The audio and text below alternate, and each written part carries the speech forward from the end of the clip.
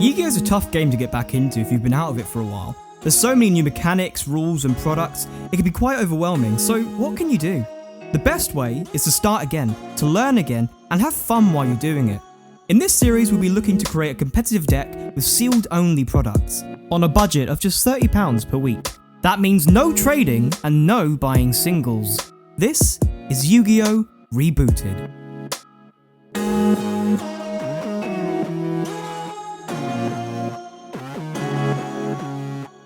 Hello, and welcome back to Yu-Gi-Oh! Rebooted. Now, last week we learnt a lot from the 3 duels we played, and we have a decent understanding of what our deck needs to be more competitive, which can be broken down to these things. The first thing is consistency. Now, once our deck has Window on the board, we pose trouble for our opponent because we can lock them into one special summon per turn. The problem with that is if we don't open with a fusion spell in our hand, then we are not able to do that, and our opponents are likely to build a board against us in their turn. Secondly, we need more monsters out on the board in order to fuse with them in the first place. Now, the second main problem our deck has is that we have no interruption. We're currently unable to stop our opponents from building a board against us if we don't have a window on the field. We're also not able to negate anything with the cards that we currently have, so this is something that needs to be addressed. With £40 and 25 pence to play with this week, we have the opportunity to start answering both problems in one episode. Now, while it would be nice to go looking for the invoked package for consistency and an Appaloosa for negates, it's best that we start laying the groundwork first. So the first card that we're hunting for today to improve consistency is Cross Sheep. Now, Cross Sheep is a rare Link 2 monster from Ignition Assault, which when a fusion monster is special summoned to one of its arrows, it allows us to special a level 4 or lower monster from our graveyard. Now, this is great to get additional bodies onto the board for both fusion and Link summoning. There's also a really cool combo that involves Cross Sheep, so if we pull it today we'll make sure we go over it. Our immediate answer for interruption and negates can be found in Duel Devastator, which came out the tail end of 2019 and aimed to boost players' extra and side decks containing staple hand traps, a kaiju and some decent trap cards as well. So, without further ado, let's get into today's opening. Once more under the breach, dear friends. Once more. Okay, so here we have one box of Duel Devastator, which costs us £28. Now, packets of Ignition Assault cost £2.50 each, so if we bought 4 packets, that would leave £2.25 left of our budget. So what we thought we'd do is that we'd just find the extra 25p and just put that towards our budget, so we can round that off and get 5 packs of Ignition Assault to give us the best chance of pulling what we need today. And then next week our budget will just be around £30. So what we're going to do is we're going to start off by opening up the Duel Devastator, and then we'll go from there. Anyway, now the amazing thing about Duel Devastator is that it will have the same cards in it at all times, which is the perfect thing for a sealed only challenge. The differences are the field center. We got a Kaiba one. That's actually the one I wanted as well, so I'm really happy about that. Kaiba, we got My Valentine, we got Yugi Moto, yes, and we got the Ash Blossom. So these are really cool field centers. We'll definitely be using them. There we go. Ash Blossom, Kaiba, Mai, Yugi, and Dark Magician, the OGs. Okay. And this box itself is brilliant, and we'll definitely be using it to store any commons that we get or anything that we don't need in a binder. So here we go, let's open these up. I am terrible at opening these things up, so I apologise. There we go. Okay, so we start off with a Ghost Ogre and Snow Rabbit, Ghost Reaper and Winter Cherries. There it is, Ash Blossom and Joyous Spring, so we're definitely putting that into the deck. Ghost Bell and Haunted Mansion, Ghost Sister and Spooky Dogwood, Red Blossom from the Underroot. So these are hand traps, and they're really good hand traps. We'll definitely put a couple of those in. Let's put these down there. Got Ally of Justice Catastor? Catastor. Bryonic Dragon of the Ice Barrier, Metaphors Horus, Black Rose Dragon, Clearwind Fast Dragon, Stardust Spark Dragon, Scarlight Red Dragon Archfiend, Trishula. I remember when she used to be they used to be a really expensive card, but it's probably been knocked right down by now. Vermilion Dragon, Abyss Dweller. Yep, that'll be definitely going in, but I think probably a bit later into the series, so we'll put that there. Silent on Our Arc. We beat this card last episode and got our first win of the series, which was great. Castel the Sky Blaster, Tornado Dragon, Underclock Taker, how do you pronounce that? Land Forinexicus? Good try, good try. There we go. Good Saber. Decode Talker Extender. Bomber Dragon. Soyuja. DD Crow, lovely. Okay, so I think that would probably most likely be going in. Effect Veiler as well. Gate Blocker. Denko Sekka. Inspector Border. That'd be quite an interesting one to potentially put in. It's a light as well, which would be quite useful for us. We'll put that in the maybes for the side deck. Canceller. Artifact. Vanity's Fiend. Majesty's Fiend. And a Pancratops. Okay. Pancratops is there. And a Gameciel. Lovely. Okay, so these could go into the side deck as well. Gameciel will definitely go into the side deck. Mind Control. Wave Motion Cannon. So we've got a nice rarity bump for our Super Poly. That will be going in. Book of Eclipse. Silent Graveyard. Cosmic Cyclones definitely going in. Called by the... yeah, definitely going in. Different Dimension Ground. Okay, let's get all chunky now. So let's put these back down there now. Typhoon. Forbidden. Dimensional Barrier. That could possibly go in. A bump to our Lost Wind as well. Heavy Storm Duster. Royal Decree could go in. Anti-Spell Fragrance could go in. There'll only be one. There can only be one. What do you do? What do you do? Each player can only control one monster of each type. If a player controls 2 or more monsters of the same type, they must send them to the graveyard so they control no more than a monster of that type. That's a maybe, I think. Wiretap. Solemn Strike's definitely going in. And Red Reboot. Your opponent activates a trap card and negate the activation if you do. So I think that could possibly go in as well. So look at that, we've got quite a few cards that could really go into our extra deck. So I think this was definitely a really important first opening. We've got the Gameciel, Reboot, Strike, Fragrance, Decree, Wind is the rarity bump. Dimensional Barrier, now that Master Rule 5 is out, that's going to be quite useful. Called by the Grave, definitely to stop any Ash Blossoms that come our way. Cosmic Cyclone to get rid of back row, our rarity bump for the Super Poly. Pancratops, which really messed us up in the last episode. We were possibly going to lock out our opponent with our window, but they special summoned the Pancratops and got over us, so we could use it. Effect Veiler, DD Crow, nice. Ghost Ogre and Snow Rabbit. We probably won't be using the Winter Cherries, but you know, it's always nice to put in the binder. Ash Blossom we're definitely going in. I don't know much about the Ghost Spell, so I'd have to read more about the Haunted Mansion. Same with Spooky Dogwood, Ash Blossom from Underroot. Abyss Dweller, like I said, further down the line this might go into our extra deck and it will really help us out, but I don't think we'll really be using it at the moment, so it will be in the binder for now, but you never know, it might come out again. So let's put that in a nice pile over there with Inspector Border as well.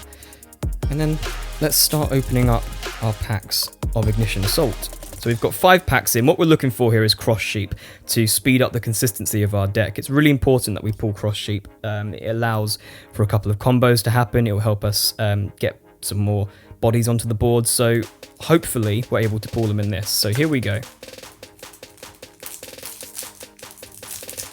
Okay, so we've got Daruma Dropper, matching outfits, Squeak Knight, Doshin Ignista, Archer Lightcraft, and Redbeard the Plunder Patrol. Okay, so it is a rare, so it would come around this spot where the Lightcraft is, and hopefully we're able to pull it. It's so important for us to pull. From there. I'm opening these up weirdly again, but it's alright. Transdicada, Battle Survivor, Shiny Black Sea Squatter, Gravity Controller, Ancient Warriors Saga. Okay, so not what we're wanting. What was the super there? Super Shogun. Okay. Right. Pack number 3. Come on, Cross Sheep. We need the Cross Sheep. There is also a chance of pulling a Lightning Storm, but it's such a low chance that it's just, you know, it's not what I'm putting towards this deck. Ignista, Destruction, Cataclysmic, Plunder Patrol, Shipyard, Jacko Burnen. Okay. This might not go our way.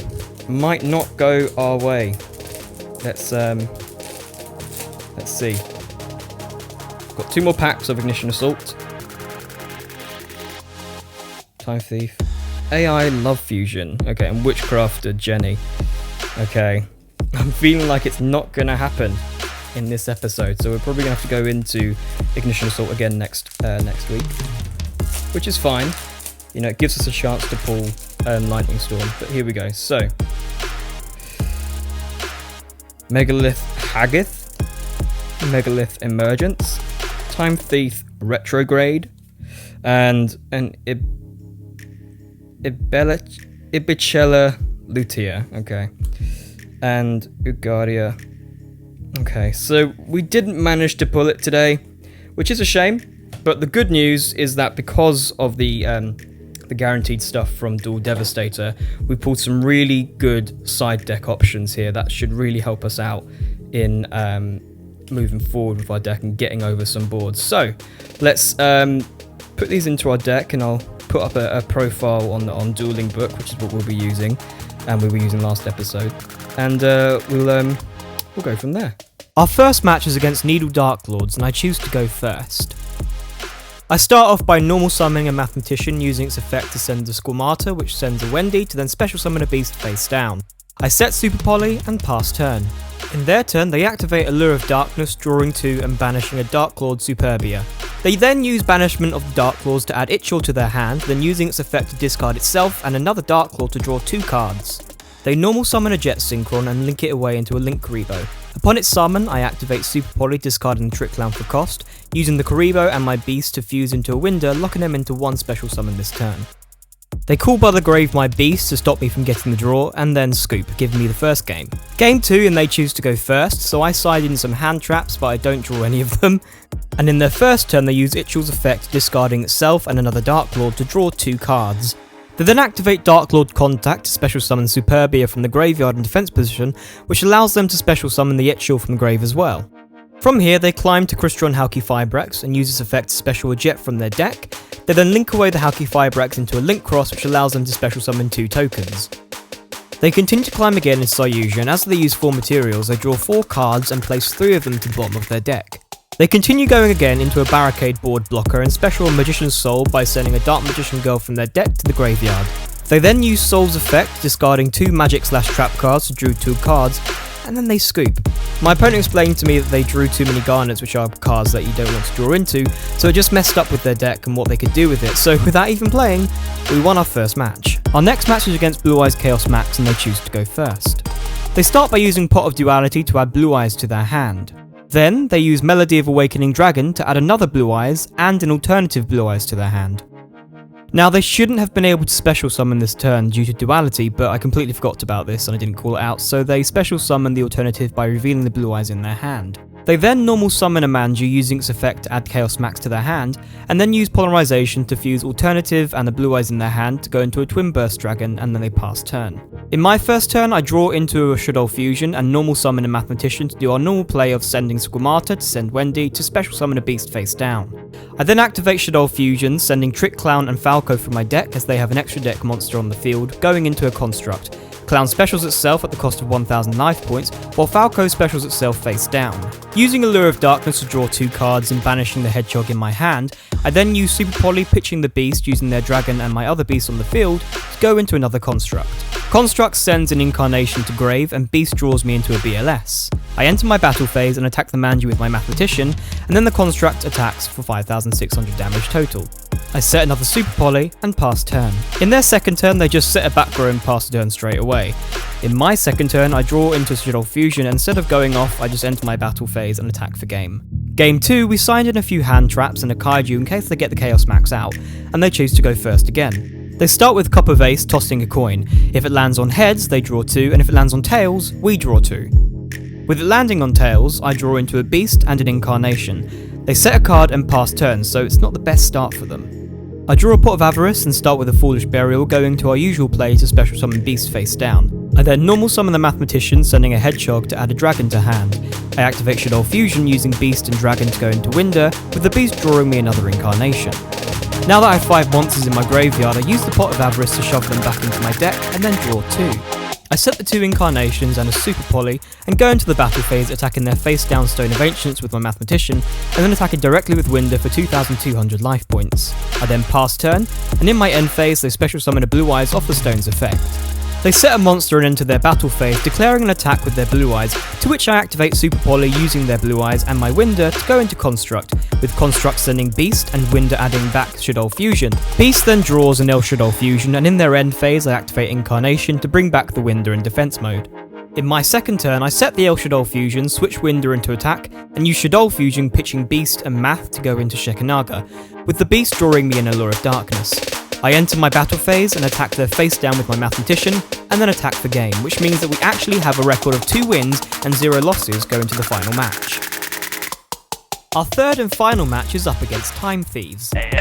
Wibbly wobbly, timey wimey. And they choose to go first. They seem like they had nothing in their hands, so they straight up pass. In my turn, I draw a Trick Clown and summon Armageddon Knight, which they ash, so I go straight into my battle phase and attack for 1/4. In their second turn, they normal an Ash Blossom and use Monster Reborn to special the Ash in their grave, linking them both away into Cherubini. With BA being my favourite deck, it was nice to see them make an appearance. Because they link summon, they're able to special summon Parallel Exceed from their hand, which then also allows them to special summon another Parallel from their deck, with both their levels going from 8 to 4. Using Cherubini to send a Phantom Knight Cloak from their deck to the grave, and then banishing it to get a Fogblade to their hand, this also adds the Cloak's attack to the Cherubini. They then XZ into Time Thief Redoer, and they set a card and go into the battle phase, attacking my Knight with the Redoer, and then attacking with the Cherubini for a total of 2,300 damage. They then set 2 more cards and end their turn. In my second turn, I draw a Squamata, and in my standby phase, their Redoer attaches the El Shadow Fusion on top of my deck to itself with its effect. I then set Wendy and activate Super Poly using the Wendy and their Redoer to fuse into Winder. They call by the grave my Wendy to stop its effect, and then Fogblade my Winder, which negates its effect and stops it from attacking, so I pass this turn. In their third turn, they send Phantom Knight Boots with Cherub's effect, banishing it to get another Fogblade, and then set a card. Then activating Phantom Knight's Brigadine, which specials itself in defense position, they then link into Nightmare Unicorn to bounce my Winder, and then attack for 2,200 life points and pass turn. Back to me, and I draw another Super Poly, setting the Squamata and activate Super Poly pitching the Clown, and using their Unicorn and my Squamata to go into our second Winder. Squamata then sends a Dragon to grave, which pops their back row, and I then banish the Clown and Knight in my grave to special summon BLS and attack for 5,200 life points and pass turn. In their turn, they draw their card and scoop up, giving us game 1. Game 2, we side in our hand traps and the Kaiju, and they choose to go first. In their first turn, they special Regulator as they control their monsters, and then send it to the grave to special Winder and Chronocorder from the deck. As Winder was special summoned, they add a Retrograde to their hand. They then link summon into a Beat Cop from the Underworld, which lets them summon an Exceed from their hand, which then specials another one from their deck, and their levels are both 4. They XZ into Redo using its effect to banish itself to the end phase, which then triggers the Chronocorder to special summon from grave. Then using Instant Fusion to go into a Mud Dragon by paying 1,000 life points, they XZ into an Abyss Dweller, which can stop me from activating effects from grave. They set 1 and pass turn with the Redoer returning in the end phase. Over to me, and I draw a Wendy, and then the Redoer takes the Super Poly on the top of my deck. I set the Wendy in the Incarnation and pass turn. They use Redoer's effect to detach the Super Poly and draw a card. In their standby phase, the Redoer attaches my Twin Twisters from the deck, and they summon a Winder, which lets them add a flyback from their deck to hand. They climb to a Tornado Dragon and use its effect to pop my back row. Then using Dweller's effect to stop my graveyard effects this turn, they get the draw off Redoer and then link into a Megaclops, which allows them to target an XC monster in the grave and special it, and then attach a card I control to it as material, in this case my Wendy, but I only take half damage this turn. As an XYZ monster was special to their side of the field, they specialist the Dolphin from their hand, set a card, and then attack for 3,700. They use the Beat Cop's effect to place a counter on their Redoer, which protects it from 1 destruction by popping itself and then pass turn. In my third turn, I draw a Trick Clown and their Redoer steals my Hedgehog from the deck. I don't have any outs to this, so this is when I scoop, and they win this game. Now the final game was extremely grindy, with me going first and getting a Winder out early, but not being able to take advantage of it and stop their double summons until I eventually ran out of resources, and they were able to negate my Winder with a Fogblade, build their board back up, steal the Winder, and leave me top decking a Falco, which led me to scoop, meaning that they win the match. We end today on a record of 2 wins and 1 loss. So after today's matches, although we won 2 of them, I feel like that's more because of the casualness of the opponent's decks rather than the ability of ours. We will look to continue to improve consistency next week, and we'll have an additional £5 to work with after winning 5 games. I just wanted to quickly say that I'm sorry this episode came out later than expected. The algorithms on YouTube were showing that more people watch on Thursdays than on Mondays, so the next episode will be out either this coming Monday or Tuesday until we find the best day to settle on. To be informed when the next episode will be out, please subscribe to the channel, like the video, and also feel free to drop any suggestions you might have to strengthen this deck. Any advice you might have would be more than welcome. Stay safe, and see you next time.